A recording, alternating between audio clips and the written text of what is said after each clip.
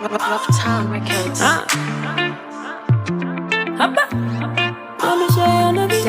Danny Beats Classic. Hello! Știu că n-am mai fost de mult timp aici pe YouTube, dar am revenit, așa că astăzi este joi, suntem în 18 aprilie, dacă nu mă înșel, și am să încep să fac bagajele pentru că vom petrece Paștele la țară. Este prima oară când eu petrec Paștele la țară, pentru că eu nu am țară. Am fost la țară prima dată în viața mea acum jumătate de ani. Dar am să fac bagajele, am să pregătesc totul și am să vă iau cu mine în această călătorie, mini-călătorie și, bineînțeles, această sărbătoare. Sunt foarte curioasă pentru că nu știu exact cum stau lucrurile la țară acolo și cu Paștele. Bune, eu vin din viitor și, de fapt, această mini-călătorie s-a transformat într-o călătorie în adevăratul sens al cuvântului, pentru că am stat acolo 9 zile, Curătești, Frăsinet, Călăraș. Este un sat foarte mic, are maxim, cred că undeva la 80 de locuitori, deci este o comunitate foarte mică și foarte restrânsă. Biserica unde vom merge noi de Paște să luăm lumină este acolo în sat, este o biserică foarte mică. Cu mașina faci undeva la o oră și 20 de minute maxim până ajungi în acea locație, dar o să vedeți mai multe în videoclip.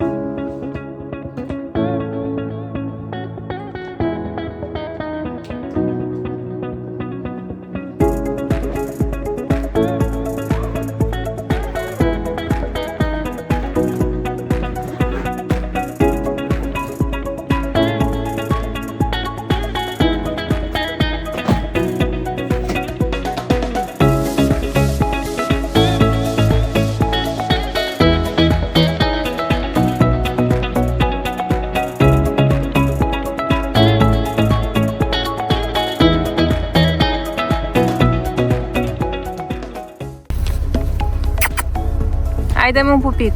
Hai, dă-mi un pupic. Măi, ce ignorant ești tu. Hei. Hei. Hei, iubitule. Ia uite cu papițoiul după tine. Ce face iubitul meu? Bună! Așa la cumpărături. De câte ore este în magazinul ăsta? De 2 ore. Gata. Mă aștept. Pisica asta fără asta. Pisicul, da.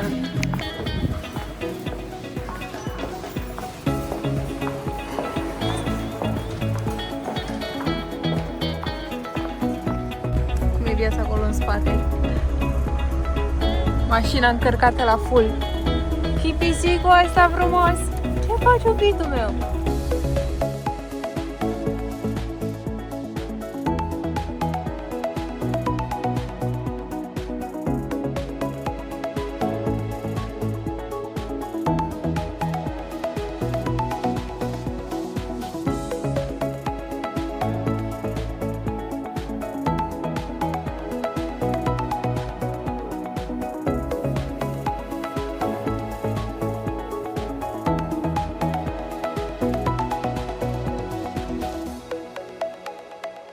Tocmai ce am ajuns, suntem în județul Călăraș, comuna Frăsinet, sat Curătești. Era ceva să învăț asta.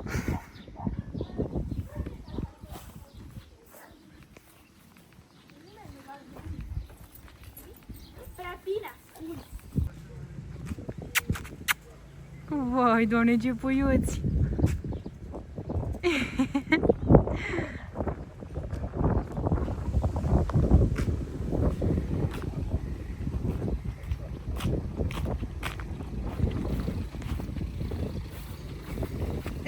Cât apăianjenul!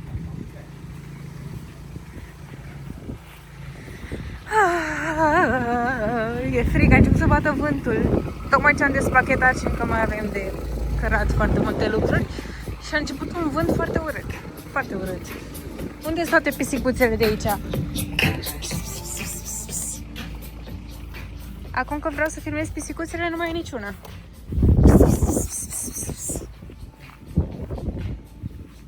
Și trambolina. Abia aștept să punem trambolina la vară și piscina. Oh, ce frumoase sunt florile. Și aici toate legumele. În spate acolo de tot. Și pom fructiferi peste tot. Viața la țară. Stradul ăsta frumos.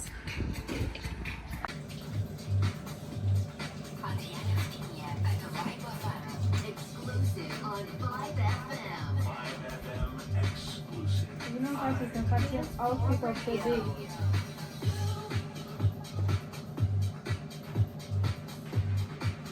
În spate, că e doar burtă. Se vede burtă, așa? Nu e o burtă de asta? E de la training. E training de burtă. De la training.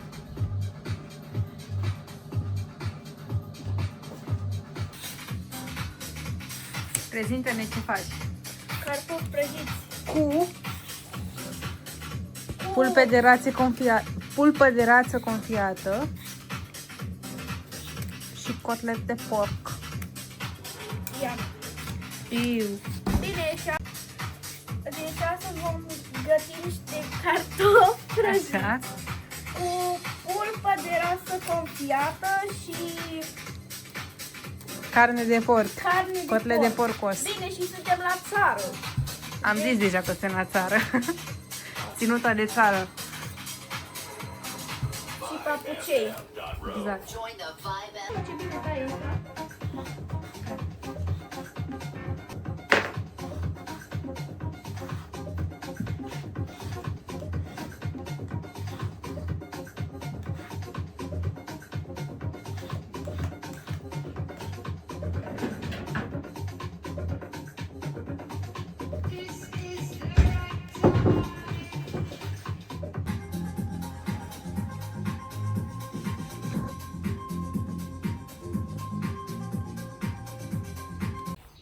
Ce faci, iubitul meu?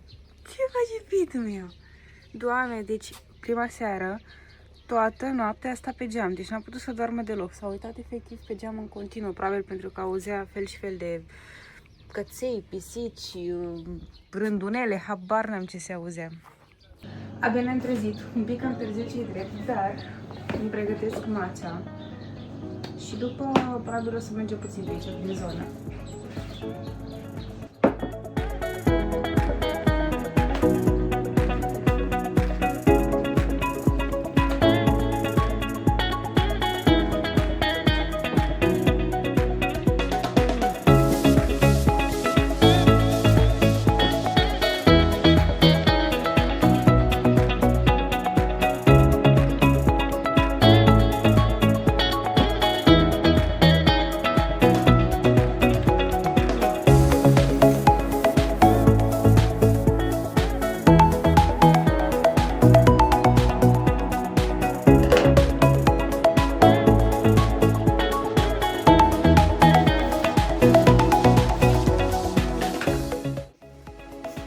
Iubitul meu pisic nu e obișnuit la țară. Nu e obișnuit. E speriat de tot. Hei! Hei tu! Hei, lasă geam! Nu te mai duci la geam. Gata, că nu se întâmplă nimica. Măi! Gata, iar s-a dus sub pat. Iar s-a dus sub pat. Hai mă, iubitule, că nu-ți face nimeni nimic. Vino aici. Vino aici, iubitul meu. Gata, gata, puiule, gata că nu pățești nimica.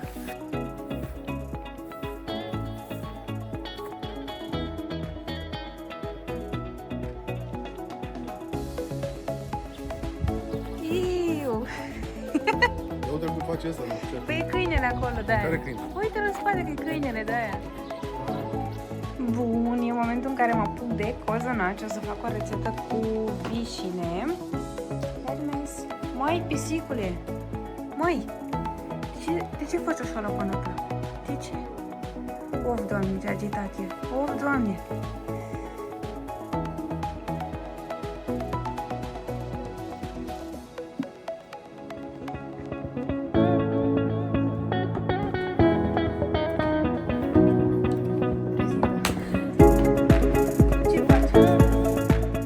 aici. Cu ce umplutură? O să fie un cozonac cu nucă și cu vișine și un cozonac simplu cu Nutella și cu vișine și vrei să pui și rahat? Nu știu, tu cum vrei. Vrei să vedem dacă vrea lumea și cu rahat. Eu aș face doar cu Nutella și cu vișine. Da. Unul cu nuci și cu vișine și unul cu Nutella și cu vișine, da? Da. Ea face cozonac și eu am făcut cremole. Bine, făcută doar de mine, dar aici avem folie. Ok. Pa. Cozonacii mei au crescut prea mult și au explodat. Dar chiar dacă au explodat, au fost foarte, foarte, foarte buni. Usturoi! Usturoi verde. Găinile lui vecinul.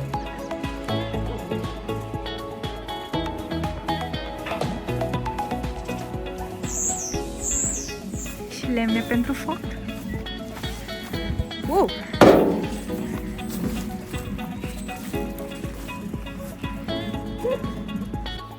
Meni scusitul în acțiune.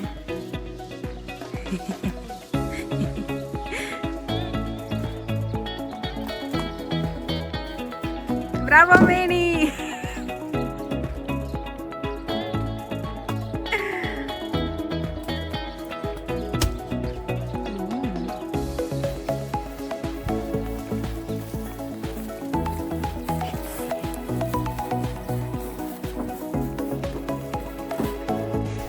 Mai țineți minte trambolina de la început? Am montat-o și pe asta.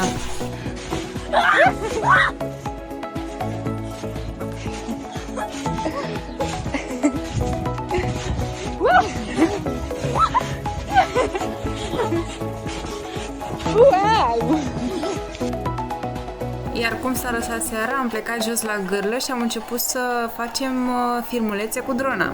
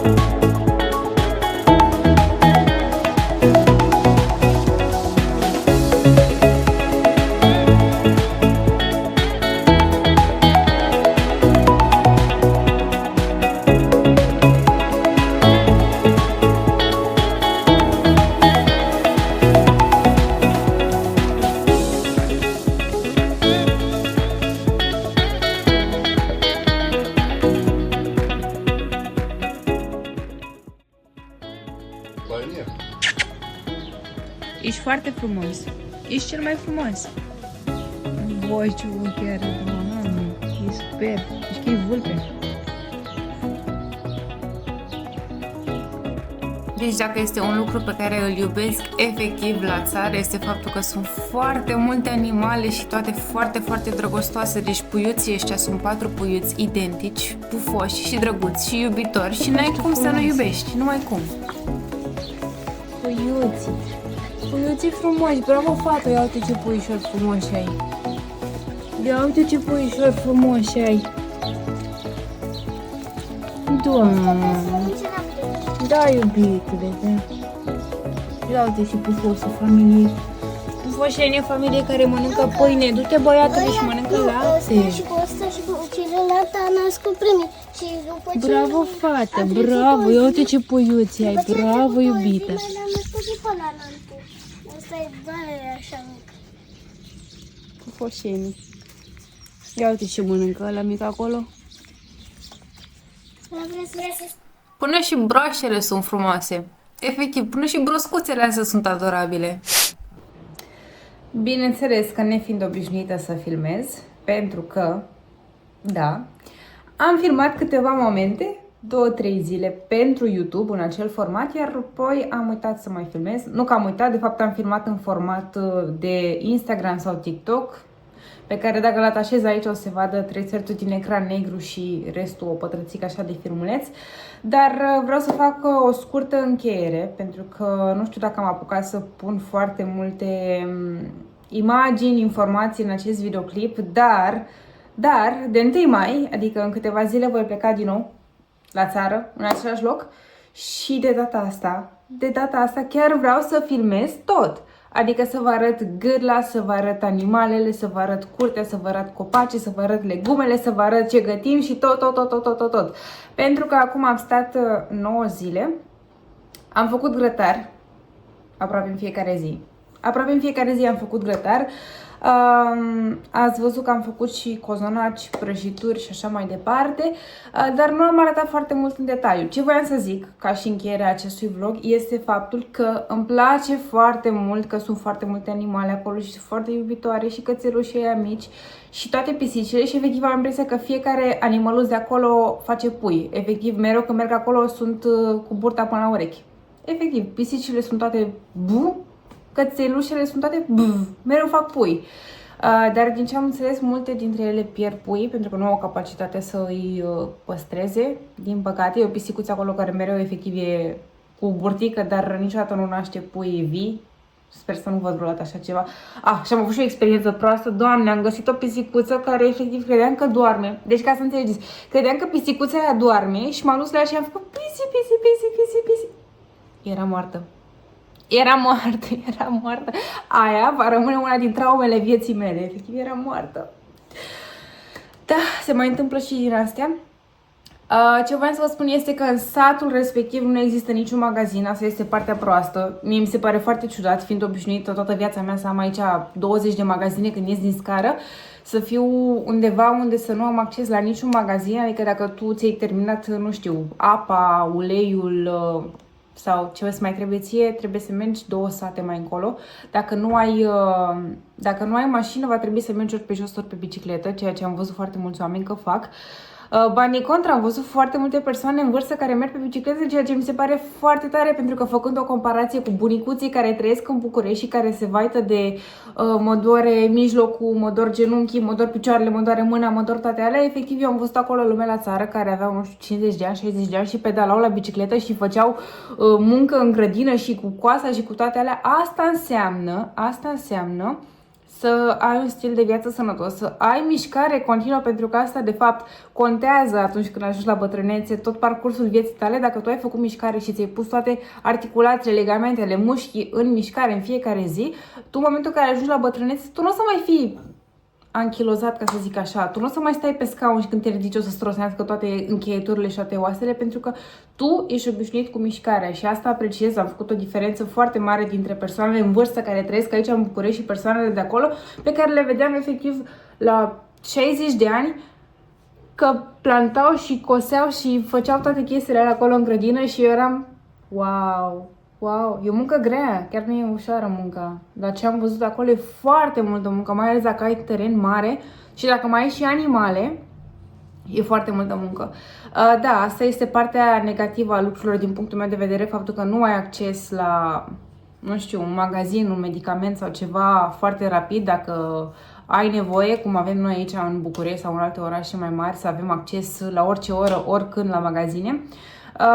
Dar în același timp oamenii s-au dezvoltat, au apă la puț, au electricitate, ai cam tot ce trebuie practic acolo. Dacă îți faci o aprovizionare și să spunem că ai o cămară și îți pui mai multe alimente și îți faci odată la o perioadă de timp o aprovizionare așa mai mare, nu cred că este vreo problemă. Sunt foarte puține căsuțe, cum vă spuneam, foarte puțini oameni, toată lumea se cunoaște cu toată lumea, ceea ce e foarte drăguț. Îmi amintesc că atunci când eram eu mică și stăteam la bunica mea, în bloc în București, pentru că eu nu am țară și nu am pe nimeni la țară. Eu am locuit acolo și efectiv toată lumea de pe scară și de pe celelalte scări ale blocului se știa cu toată lumea, ne salutam, ieșeam afară, toată lumea știa care cum al cui este copilul. Mereu dacă se ducea cineva la magazin și ne vedea pe stradă pe noi copiii, se întorcea cu înghețată și cu bomboane, pentru că era o comunitate restrânsă, o comunitate mică. Ceea ce din păcate în ziua de azi eu nu am mai văzut. Eu acum am 26 de ani și dacă mă duc la mine pe scară unde am crescut și copilărit, abia dacă îmi dă cineva bună ziua sau bună. Adică nu mai este comunitatea aia strânsă, comunitatea aia mică în care toată lumea se știe cu toată lumea și se ajută, se fac cadouri micuțe, nu neapărat cadouri, dar pur și simplu sharing is caring, știi? Când vezi un copil, hai să-ți iau o înghețată, să-ți fac ziua mai bună, o chestie drăguțică așa. Da, aici din păcate nu am mai văzut, cel puțin la mine în cartier, în zonă și așa mai departe, nu mai este legătura aia strânsă între vecini, comunitatea aia din fața blocului, să zic așa. Ce îmi place foarte mult din nou la țară este că e un sentiment foarte drăguț de care eu n-am avut parte, efectiv să mănânci din grădina ta.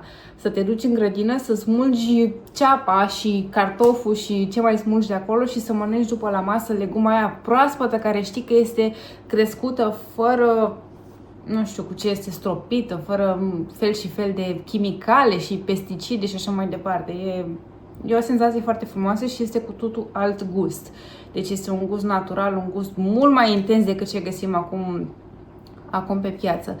O altă chestie care m-a lăsat puțin cu gura căscată este faptul că atunci când am mers noi 2-3 sate mai încolo, am ajuns la Mănăstire, așa se numește, cred că este o comună, nu știu ce este, și am ajuns la primul magazin și singurul magazin măricel de acolo, care se numește Profi Loco? Ceva de genul ăsta. Este un magazin cum ar veni ca și dimensiune, un mega imaj normal la noi. Profi, bănuiesc că știe toată lumea de el. Ideea este că am fost la fructe și legume acolo și când am vrut să cumpărăm anumite fructe și anumite legume, nu am găsit nimic din România.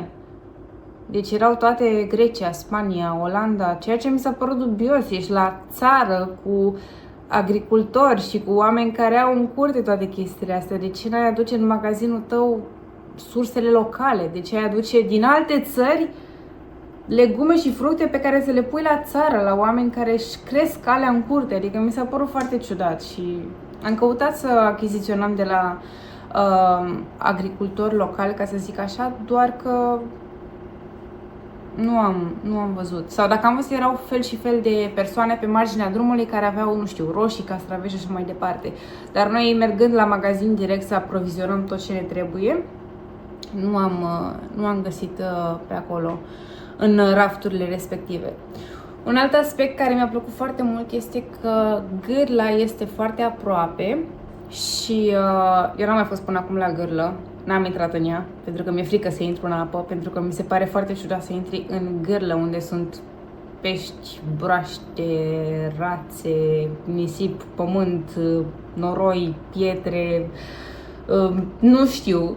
Am o chestie de asta în care și la mare, de exemplu, știu să not, am făcut un not, dar dacă mă duc mai în larg și nu văd ce este sub picioarele mele, creierul meu, cred că e anxietate sau ceva, creierul meu efectiv o ia razna pentru că simt așa că mi-ating lucruri necunoscute, picioarele și corpul și se apropie de mine și nu-mi place deloc senzația, efectiv nu-mi place senzația, deci apa la mine trebuie să fie foarte transparentă, eu să văd pe ce calc, să văd ce e pe lângă mine, altfel nu pot să intru, mi-e frică, nu știu, mi-e foarte frică, mi-e scârbă, în capul meu e o luptă foarte mare. Dar copiii au intrat în Gârlă, apa era, mi-au spus, curată, era destul de călduță pentru că am prins o vreme extraordinară, am stat și la soare, la bronzat, pe șezloange, am stat și acolo la Gârlă la bronzat și să vedem despre ce să mai povestesc acum. Fobia mea, păienjenii. Deci mi-este foarte frică de păienjeni. Deci mai bine mă pui să stau într-o cușcă cu 10 șerpi decât să stau lângă un păienjen, decât să am aici un păienjen în fața mea sau să ating un păienjen vreodată. Și acum imaginați-vă dacă acea căsuță este lângă Gârlă, imaginați-vă câți păienjeni există.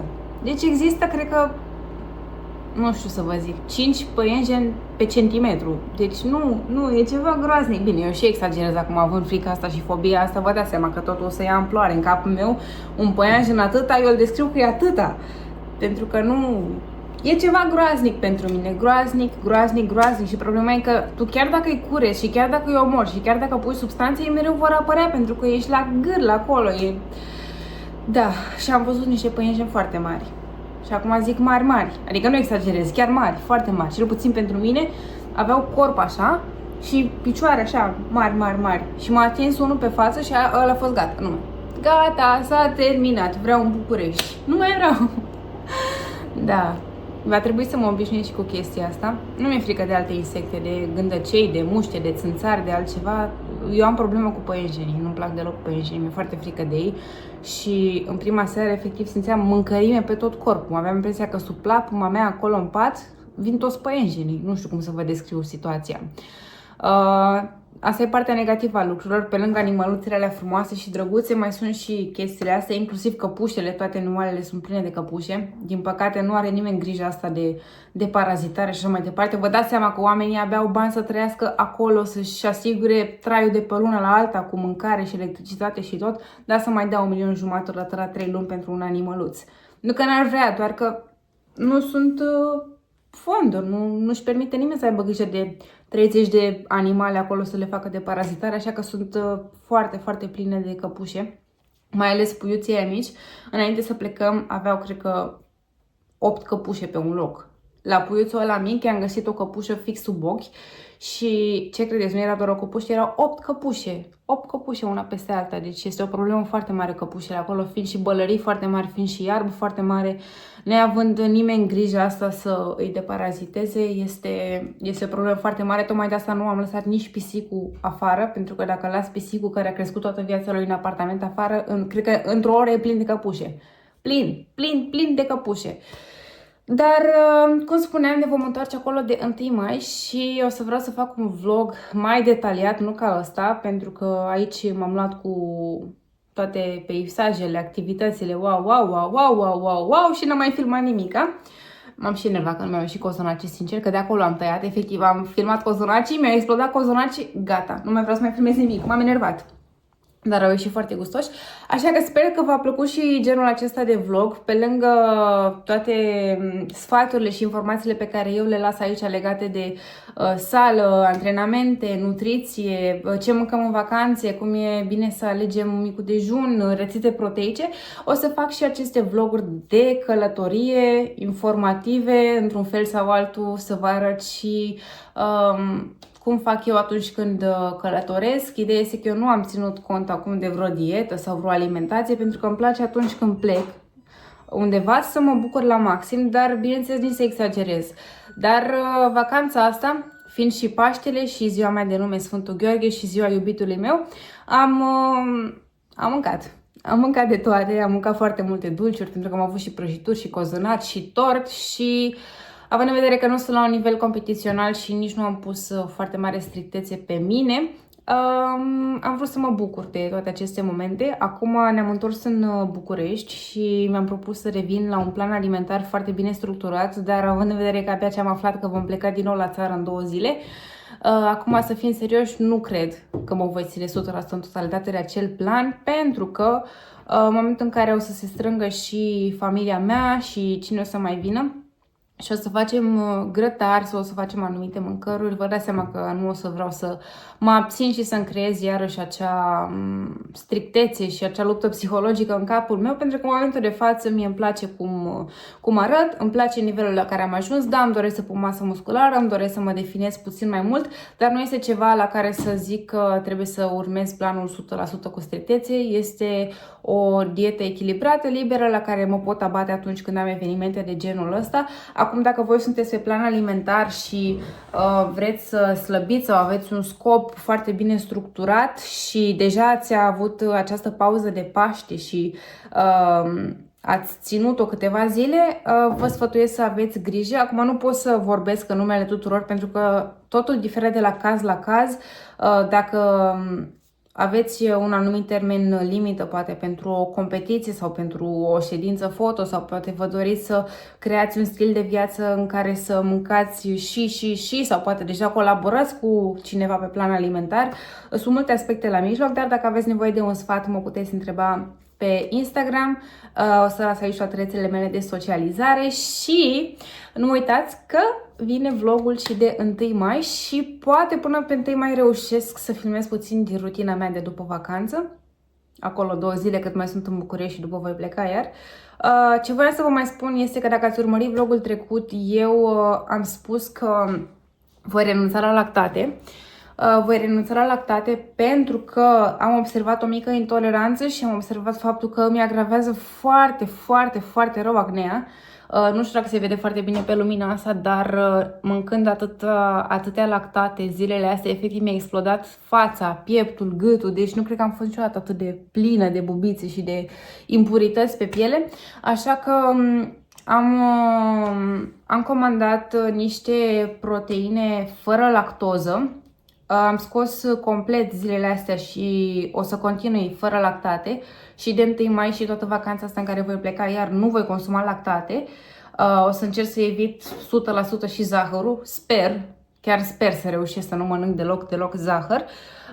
Și cam atâta pentru următoarele zile. Săptămâna asta o să mă axez strict pe evitarea lactozei și pe evitarea zahărului.